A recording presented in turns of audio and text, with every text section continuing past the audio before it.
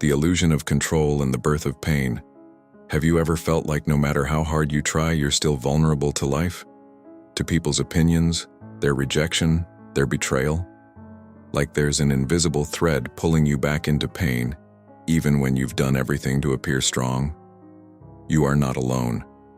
Most of us are raised with one goal: to survive the world without being hurt. We learn to armor ourselves with achievement, with smiles, with strength. We wear masks that say, "I'm fine," even when we're not.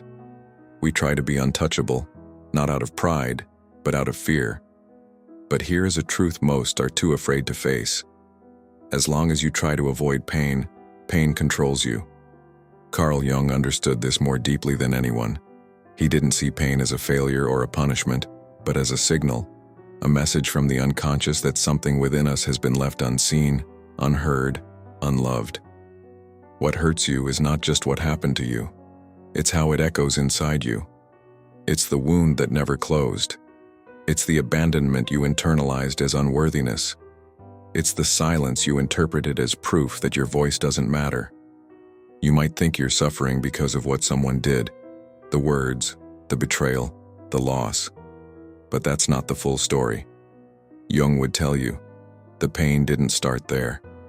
It started when you first learned that being your full self wasn't safe. When you decided, often unconsciously, that hiding parts of who you are was the only way to belong, to be loved, to be protected. And so, your shadow was born. The shadow is the part of you you've disowned. Your fears, your vulnerability, your sadness, your rage. It lives in the unconscious, and it shapes your life whether you acknowledge it or not. Until you face it, it owns you. Until you integrate it, it controls your reactions. Until you understand it, you will continue to confuse safety with self-erasure. This is the beginning of your journey, not to become cold or indifferent, but to become whole. The unshakable person you admire is not someone without pain. It's someone who has made peace with it. Someone who understands that the power to withstand life doesn't come from resistance, but from awareness. And so I ask you, are you ready to stop pretending? Are you ready to stop surviving and start living? Because this is not a video. This is your mirror, and it's asking you to look closer. Into the shadow, meeting the self you've avoided. There is a side of you you've spent your whole life avoiding, a part you pretend doesn't exist. It doesn't show up in selfies or surface conversations, and you hope it never leaks into the image you've crafted. But it's always there, watching, waiting, shaping your reactions, your triggers, your fears. This is your shadow. Carl Jung didn't invent the shadow. He merely gave a name to what every human being secretly knows. We are not just who we present to the world. We are also what we repress. The feelings we were told were wrong. The instincts that didn't fit. The truth that was too heavy to carry. The shadow is the collection of all the things you decided you could not be, and yet they are still you. You think anger is bad, so you deny it. You think fear makes you weak, so you mask it. You think sadness is shameful, so you smile through it. But the unconscious doesn't forget.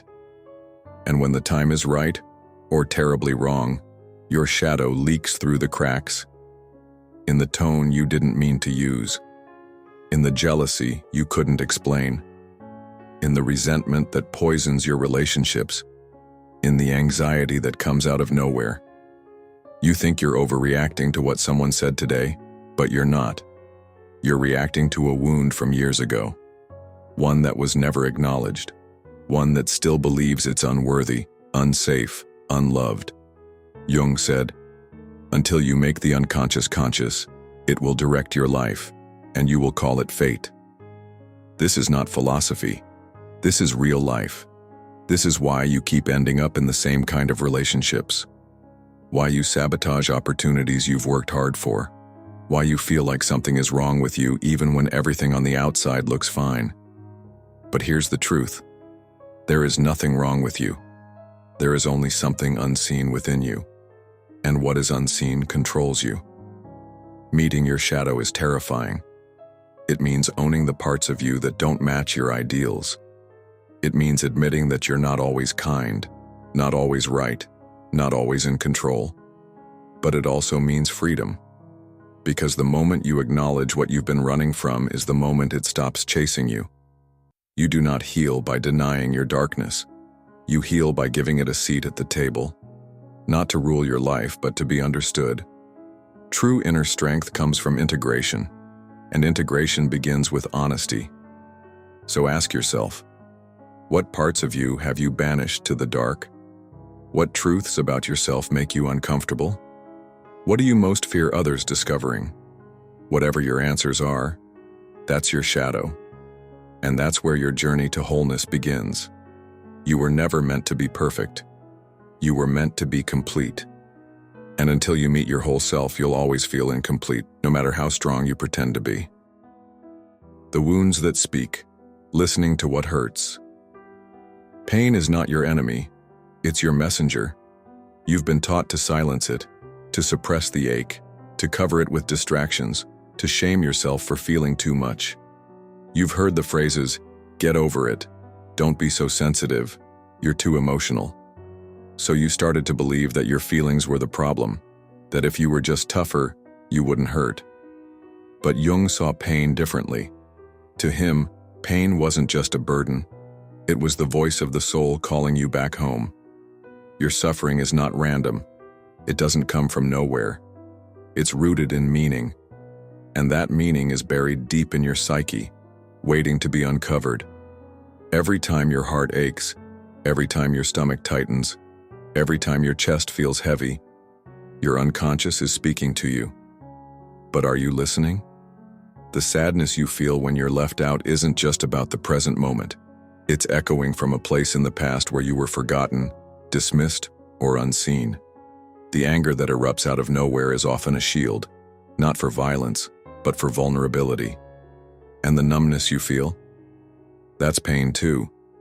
Pain that has gone unacknowledged for so long it turned itself off to protect you. But what protects you also imprisons you. Because when you refuse to listen to what hurts, you lose the ability to know what you need. You become disconnected from others, from life, from yourself. And in that disconnection, you begin to believe that something is missing, and that it's your fault. It isn't. There is nothing wrong with your ability to feel. In fact, it's your greatest source of intelligence, not intellectual, but emotional. Your wounds are trying to teach you something. They're showing you where love didn't reach, where boundaries were broken, where your needs were never met. And healing begins when you stop blaming yourself for what you feel and start listening. Jung once said, "Depression is like a woman in black. If she turns up, don't shoo her away. Invite her in, offer her a seat, treat her like a guest, and listen to what she wants to say." But we don't do that. We distract ourselves with scrolling, working, drinking, pretending. We treat pain like an intruder instead of a guest. And in doing so, we miss the invitation. Because pain doesn't show up to punish you. It shows up to awaken you. What if instead of numbing the wound, you listened to it? What if instead of hiding your sadness, you followed it to its root? What if your anxiety isn't a sign you're broken, but that your soul is starving for attention? Your wounds are not weaknesses. They are compasses. They point you toward what still needs love. And when you finally listen, truly listen, something incredible happens. You stop fearing pain, and you start understanding yourself. And that, right there, is the foundation of real power. Individuation, becoming who you truly are. There comes a moment in every journey where the question is no longer, "Why am I broken?" but "Who am I really?" This moment marks the beginning of something Jung called individuation, the sacred process of becoming who you truly are, beneath all the roles you've played, the wounds you've carried, and the masks you've worn to survive. You see, most people never meet their real selves. They live as characters in a story they didn't write. They wear the persona, the public face, shaped by family, culture, fear, and expectation. And it works for a while. You get praised for being good, strong, successful. But deep inside, a quiet question grows louder. Is this all there is? Jung believed that real psychological growth begins when the persona cracks, when the image you've built no longer satisfies the soul. This is not a breakdown. It's a breakthrough. It's the death of who you thought you had to be, and the birth of who you already are. But becoming your true self is not about self-improvement. It's about self-recovery. It's not about being better. It's about being whole. And wholeness includes the shadow, the pain, the doubts, the desires you've tried to exile. When you bring them back into the circle, not to dominate you, but to be acknowledged, you begin to reclaim lost energy, lost joy, lost clarity. Individuation is not about perfection. Jung was clear. The privilege of a lifetime is to become who you truly are. But to claim that privilege, you must let go of everything that's not truly you.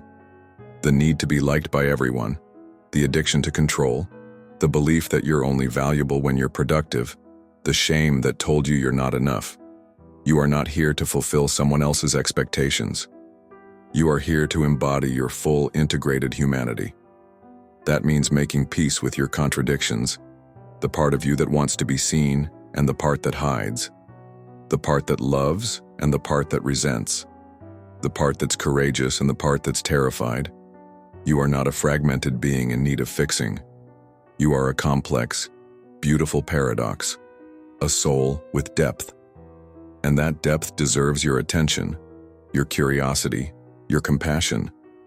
Because when you walk the path of individuation, you stop outsourcing your power to people's opinions. You stop begging for permission to exist. You stop chasing validation and start experiencing liberation. This is the real beginning of emotional invincibility. Not the absence of pain, but the unshakable knowledge that no matter what happens, you know who you are. And no one can take that away from you.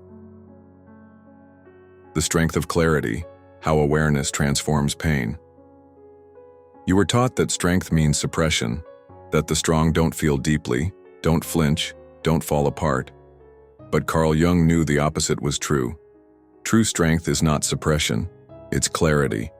It's the strength to look at your pain without judgment, to witness your fear without shame, to see yourself clearly, especially in the places you once turned away.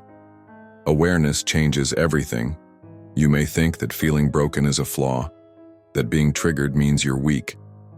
But every reaction is a revelation.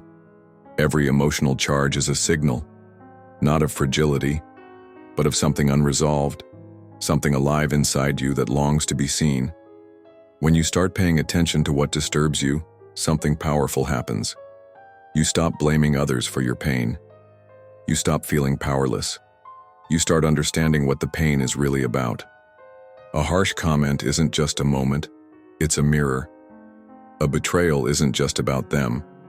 It reveals your need for safety. A moment of jealousy isn't proof you're flawed. It points to what you still believe you lack. Awareness doesn't erase pain, but it robs it of control. Because the moment you become aware of a wound, you are no longer just reacting to it. You are relating to it. You are present with it. You begin to respond instead of collapse. And from that space of response, power returns. The unconscious loses its grip. The patterns no longer feel like fate. You begin to interrupt the cycle of blame, of fear, of self-sabotage, and create something new, something intentional. And this is when people start to notice. They won't say, "You've healed." They'll say, "You seem different, calmer, grounded, like life no longer shakes you the same way," because it doesn't. You've stopped being the victim of your inner storms. You've become the observer. You've stepped into the center of your own being.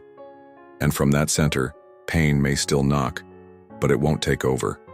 Loss may still happen, but it won't define you. Criticism may still come, but it won't undo you. This is the essence of emotional maturity. Not indifference, not coldness, but lucidity. Jung taught that what you resist persists, what you accept transforms. And now you understand. Clarity is the beginning of transformation. It's the difference between being lost in emotion and learning from it, between fear dictating your life and fear becoming your teacher, between reacting to life and creating your place within it. This is what makes you powerful. Not that you no longer feel, but that you now understand. And once you understand, you're free. Emotional invincibility. Not because you're numb, but because you're whole. Imagine this. People criticize you, and it doesn't sting. Someone rejects you, and it doesn't define you. You experience loss, and it doesn't break you. Not because you've built walls around your heart, but because you've stepped fully inside yourself. This is not numbness. This is not cold indifference. This is emotional invincibility, the unshakable power that arises when you have nothing left to hide from yourself. When you've faced your shadow, your wounds, your shame, not with judgment, but with compassion, you become someone no longer ruled by the chaos outside. You become someone whose sense of self is rooted in something deeper than opinion, status, or validation. You don't need to prove anything anymore. You don't need to run from your triggers. You don't need to chase peace, because it lives inside you now. This is what Jung meant when he spoke of individuation. You are not trying to be liked. You are trying to be whole. You are not chasing happiness. You are reclaiming your authenticity. You've burned the mask. You've walked through the fire. And now, nothing and nobody can hurt you in the same way again. Because what once controlled you, the fear of being misunderstood, the pain of rejection, the pressure to perform, no longer holds power over the one who has seen the truth behind it all. You are not your past. You are not your pain.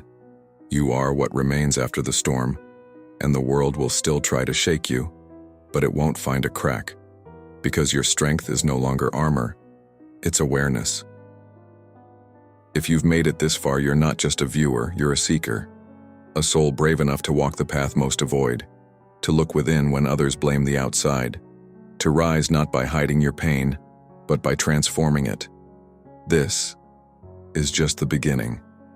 So if you're ready to keep going, if you want to go deeper into the human soul, through psychology, philosophy, and radical inner clarity, then this is where you belong.